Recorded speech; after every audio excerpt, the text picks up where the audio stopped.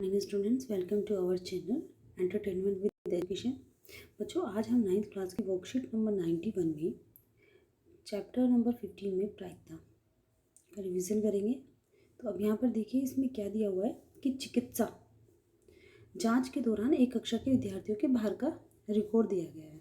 ठीक है, नीचे दिए गए जो बारंबारता बंटन सारणी है उसमें 200 विद्यार्थियों के भार आंकड़े दर्शाए गए हैं। ये जो आपका पूरा जो कॉलम है, ठीक है, विद्यार्थियों की संख्या है, यहाँ पर भार दिया गया है।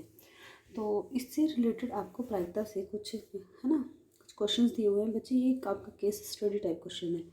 ठीक है, तो अच्छे से कीजिएगा। ठीक है, एक मिनट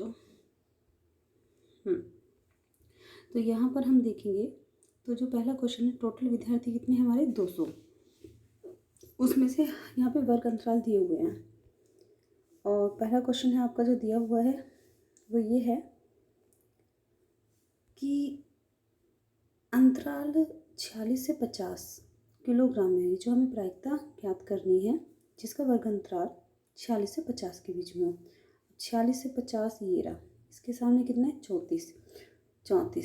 तो नीचे आता है आपका टोटल, जैसे कि आपके मार्क्स आते हैं, है ना। मार्क्स आते हैं कि आपके टोटल 10 नंबर का क्वेश्चन पेपर है तो 10 में से कितने मार्क्स आए वो ऊपर लिखे जाते हैं। उसी तरीके से जो आप बहुत बच्चे कंफ्यूज हो जाते हैं, गलत कर देते हैं कि टोटल को ऊपर लिख देते हैं और जितना होता है उसे नीचे लिख देते हैं।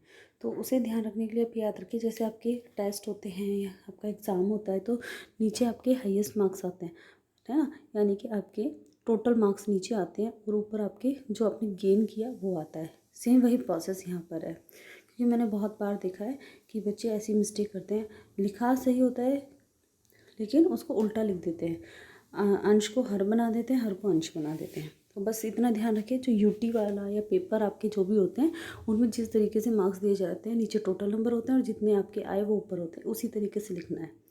अगर ये ट्रिक आपको ध्यान रहेगी या है ना, और इससे आप कभी गलती नहीं करेंगे तो आप इसको लाइक ज़रूर कीजिए और सब्सक्राइब कीजिए।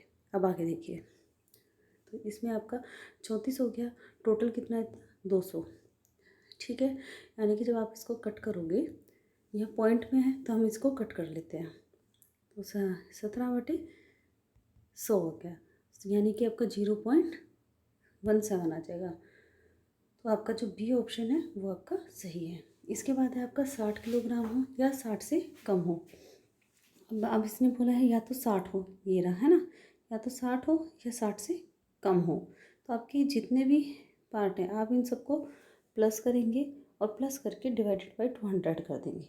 बस ये इसका है ना, इसका क्वेश्चन आप खुद कीजिए, क्योंकि सिंपल एडिशन है और उसके बाद आपको डिवाइड करना है और आपका आंसर आ जाएगा।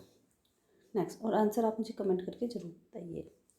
नेक्स्ट क्वेश्चन, 50 किलोग्राम से अधिक हो।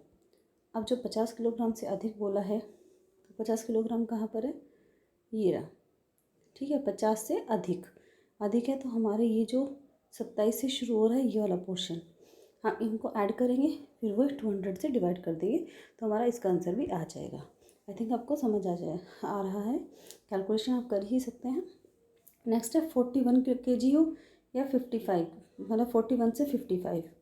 अब 41 ये रहा, 41 से 55 यानी कि आपका 52 से लेके 27 तक, इन तीनों को ऐड कीजिए, 200 से भाग कर दीजिए, आपका इस क्वेश्चन का भी आंसर आ जाएगा।